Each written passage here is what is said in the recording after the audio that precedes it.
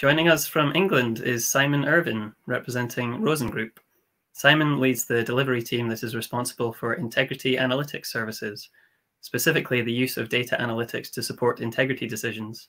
He has about 15 years experience in the oil and gas industry as a consultant and manager, focusing on technologies and competency solutions.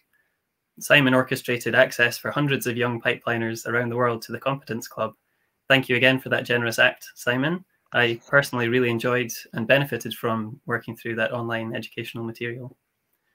I'm intrigued by your presentation, Simon, because anyone can use buzzwords, and they do, but what do terms like big data and digital twins actually mean, and how do we start to derive benefits from them? Over to you, Simon. Well, thanks very much, Danny, and also, for the organisers of this event as well. It's great to be here.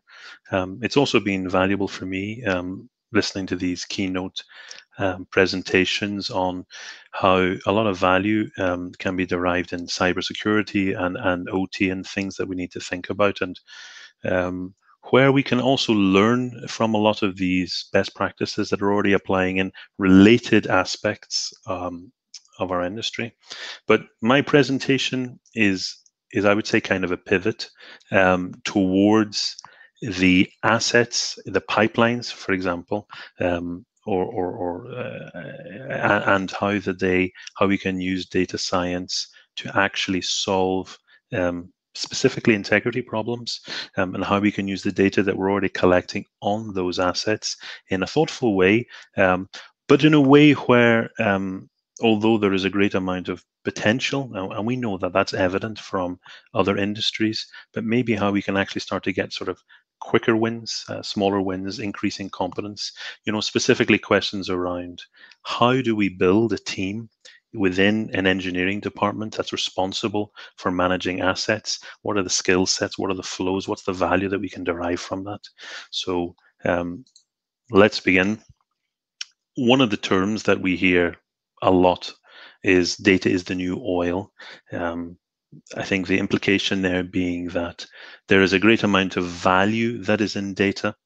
And I think that that's partly true. If you think about in the 19th century, oil tycoons amassed great wealth from the ability to extract and supply hydrocarbons. And then today, the data barons, not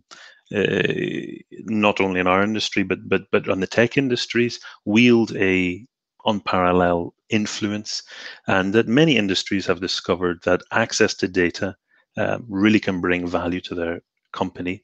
But let's think for a little moment about the sort of the oil and gas value chain. And looking at this diagram, I think it'll be pretty obvious where you fit in potentially within this chain.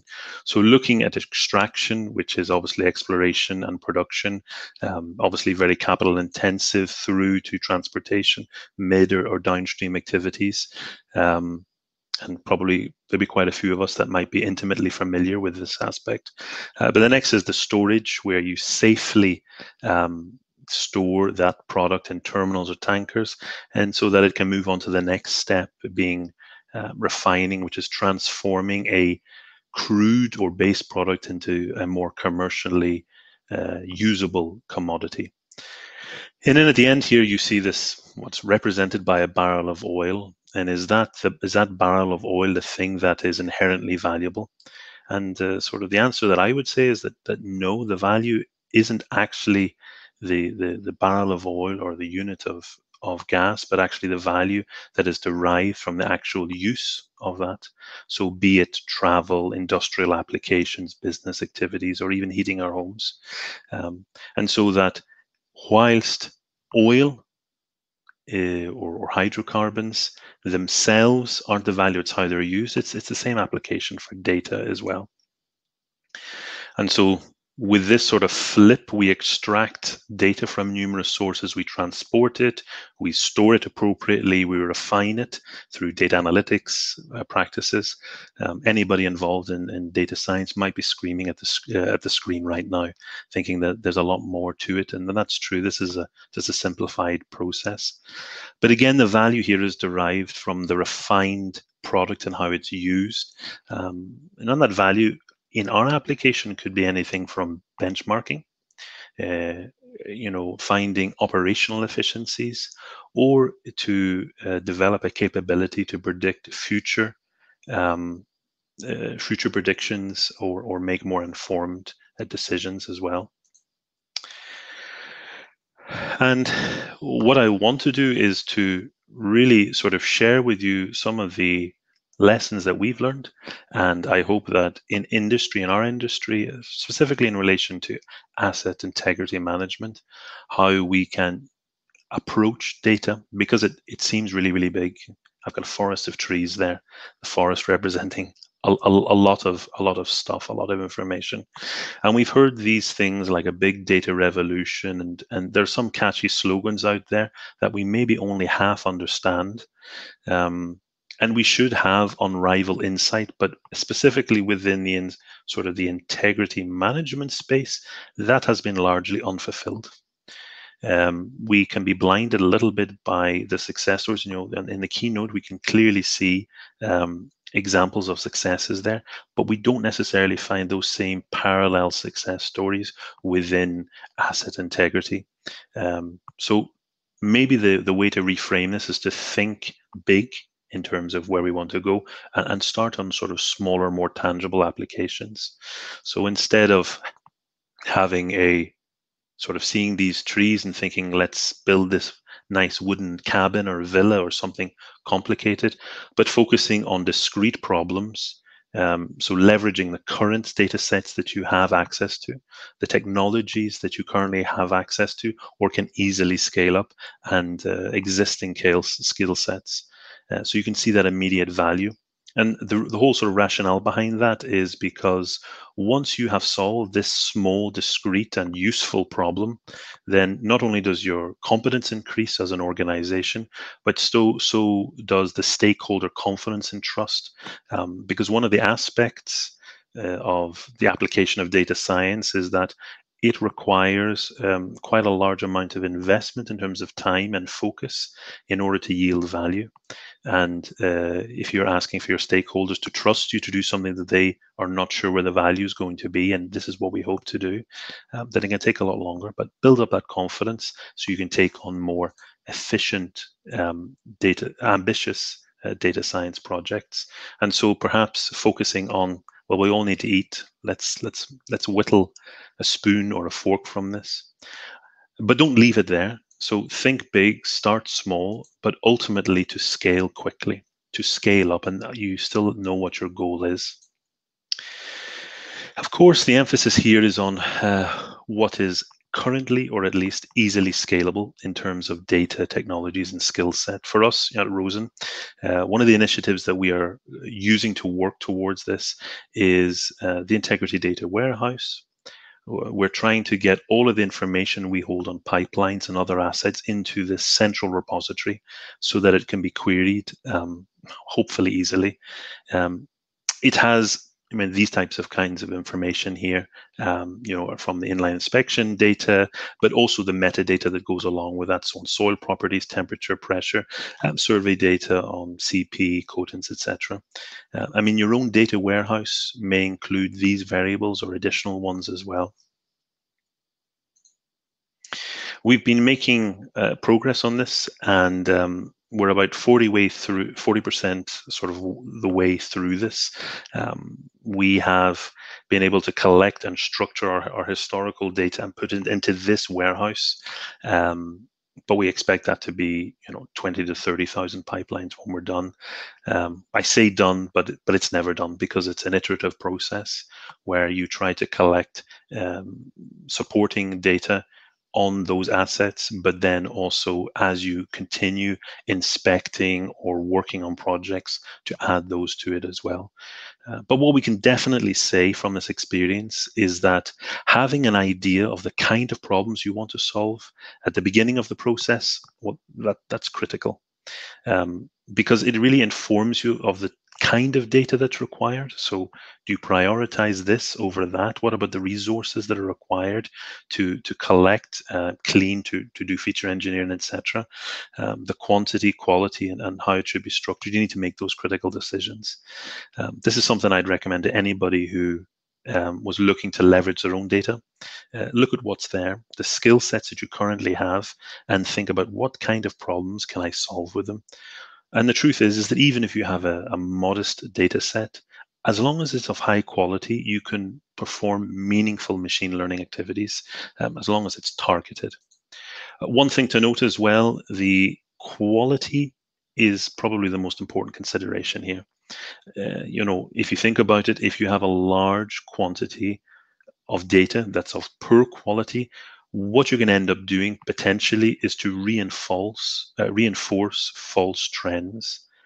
When you're trying to build your model, you're going to end up skewing it one way, and obviously in a safety critical industry, that's potentially pretty dangerous.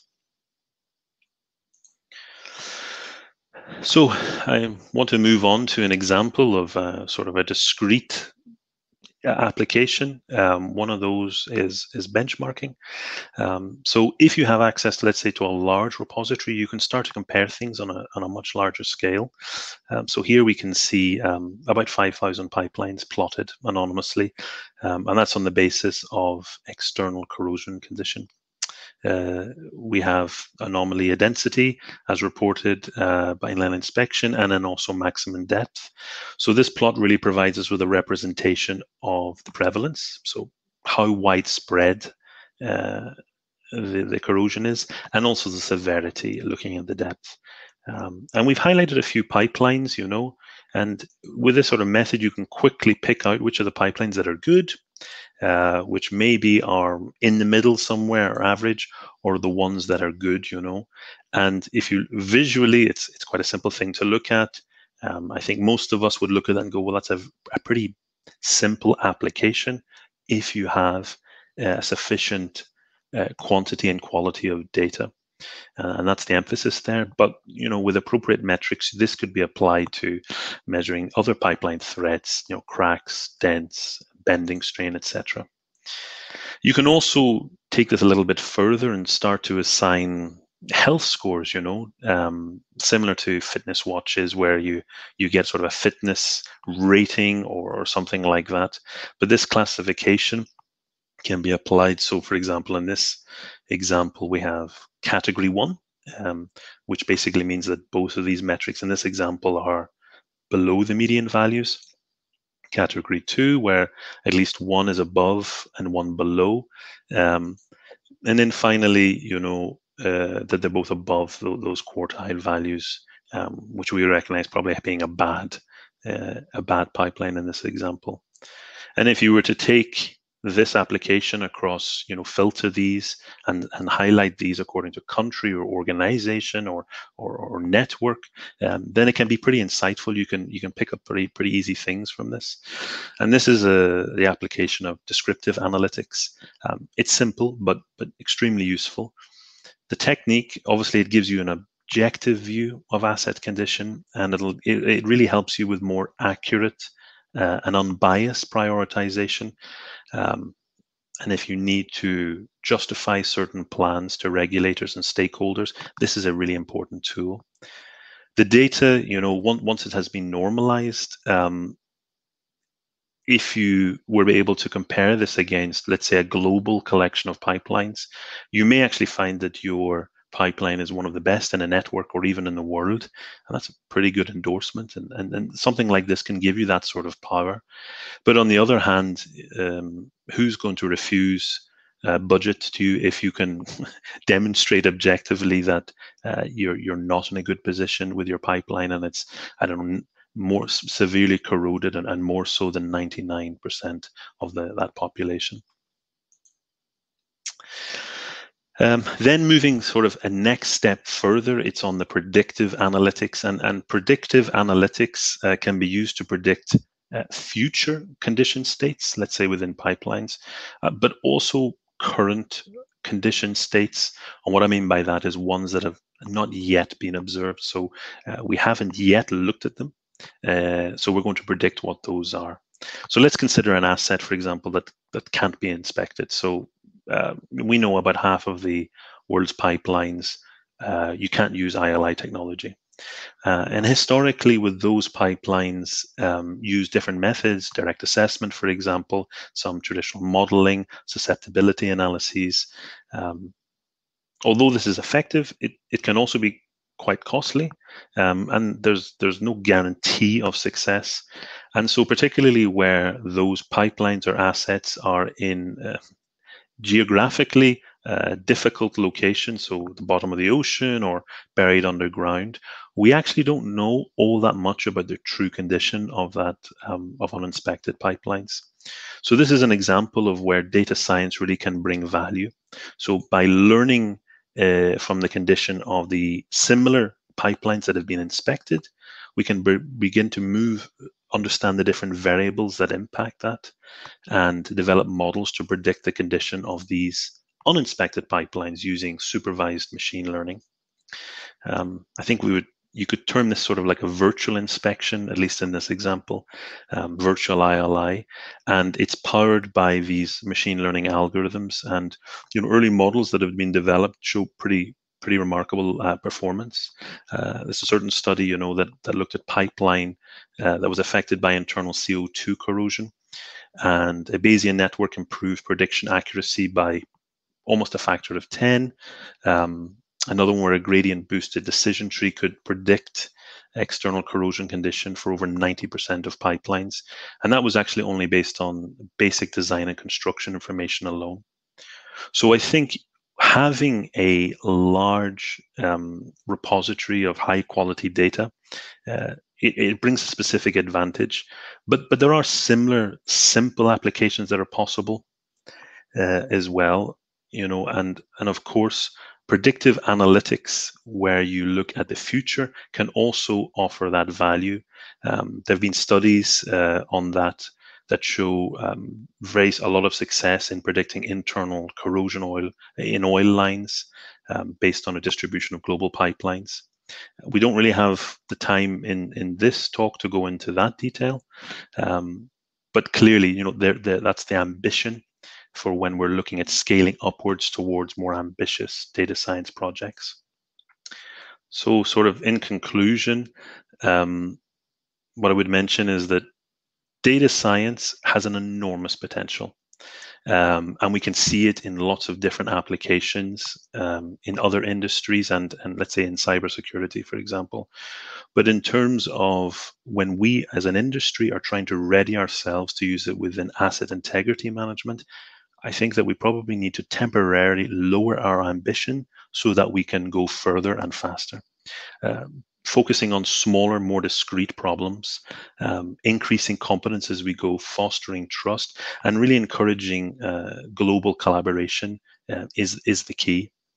And I would ask those who are working within, let's say, pipelines, or thinking about your assets, and you have responsibilities around their management, to think about what business problems data science might help you with. What data would you require?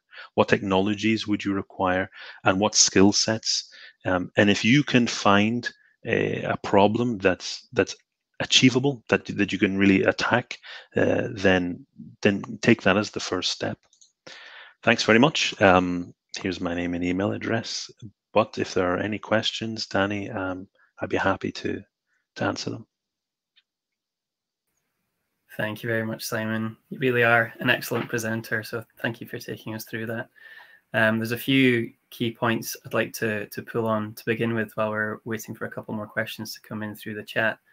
Something you mentioned, think big, start small, scale quickly. It kind of echoed one of Gunnar's key messages about how to try and get some quick wins when you're trying to get the tanker to change direction. So do you have any practical examples of quick wins that data science teams within pipeline operators can make?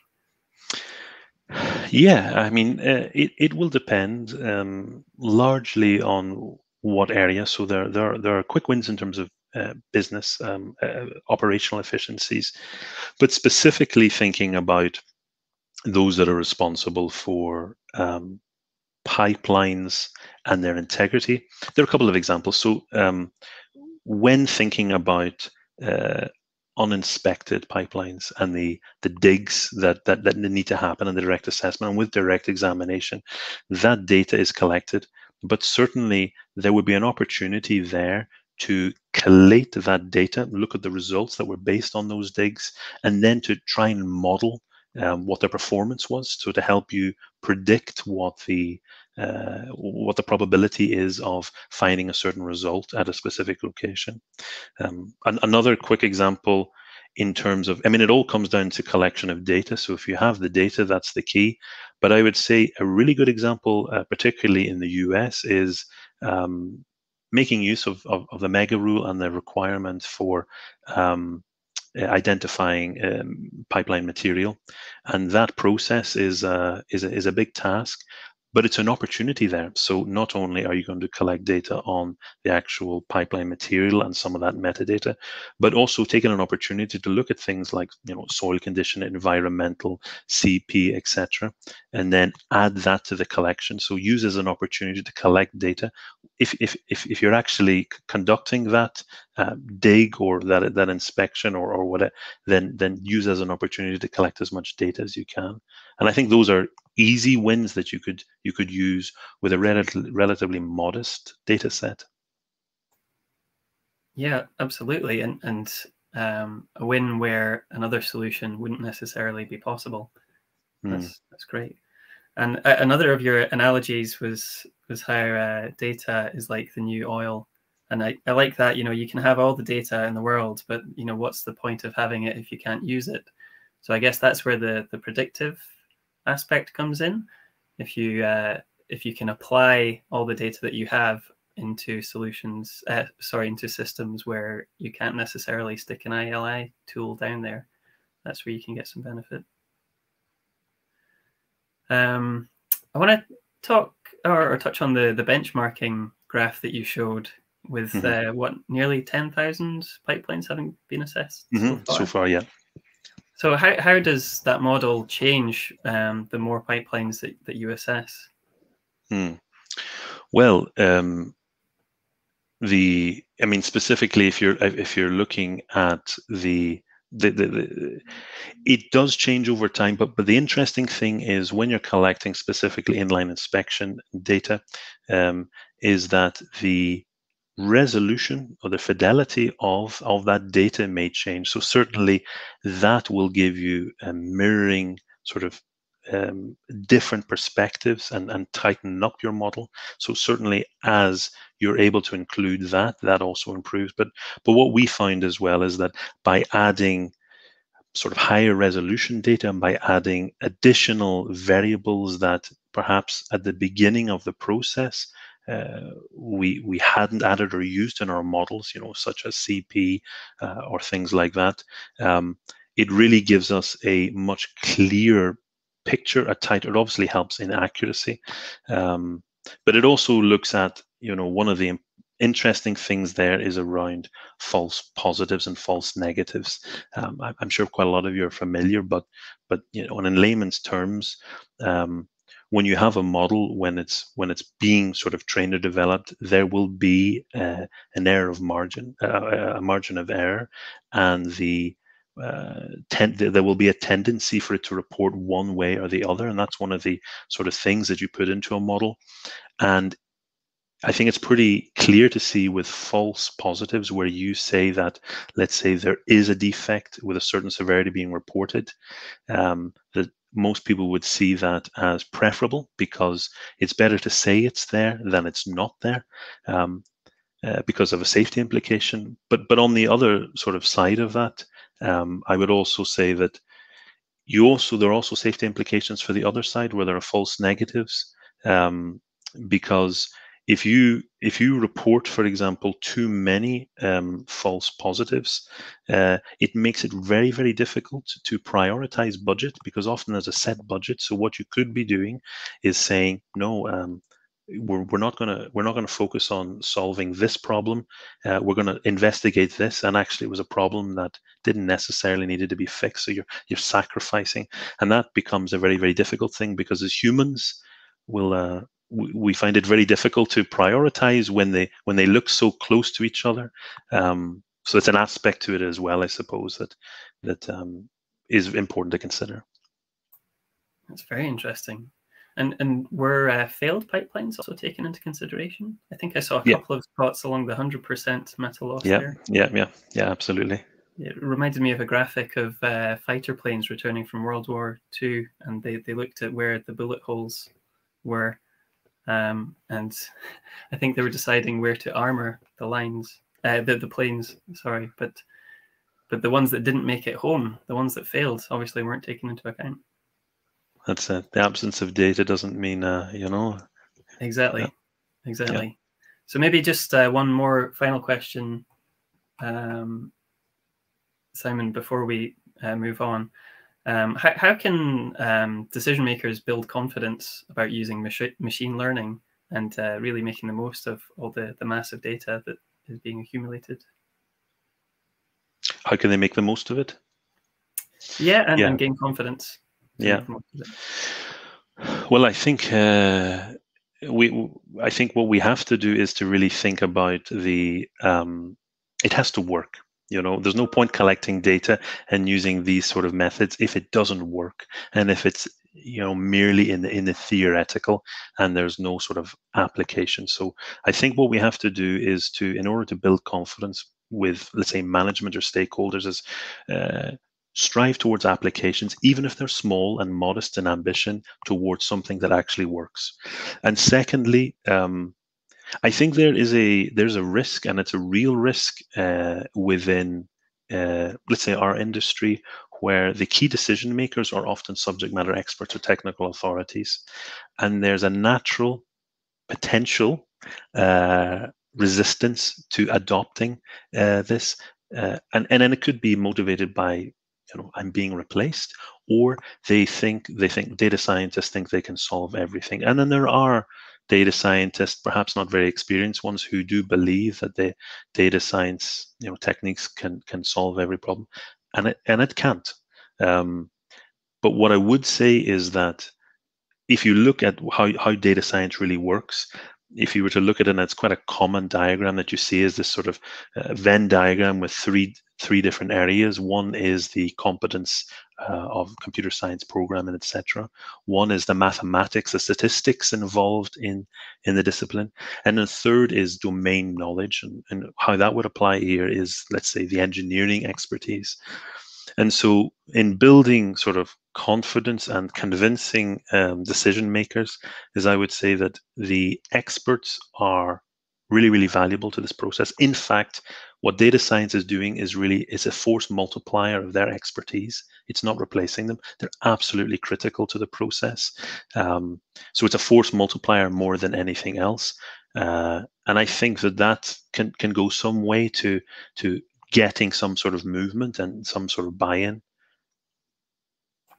Nice, thank you. I know I said that was the last question, but I'm going to be greedy and sneak in just one more. I hope that's okay. We got a question from Abdelkader from Rise, and he's asking whether you're looking at development of predictive models for non-metallic pipelines as well. Yeah. Currently, with the data that we are working at the moment, it's with metallic lines, but the application still holds true within non-metallic pipelines as well. So currently, not at the moment, but it's something that would be easy, I think, to add as a feature within our system. Okay, perfect. Simon, thank you very much again for the presentation and for your support Pleasure. of IPP, and good luck in this new role at ROSEN. Great, thanks very much.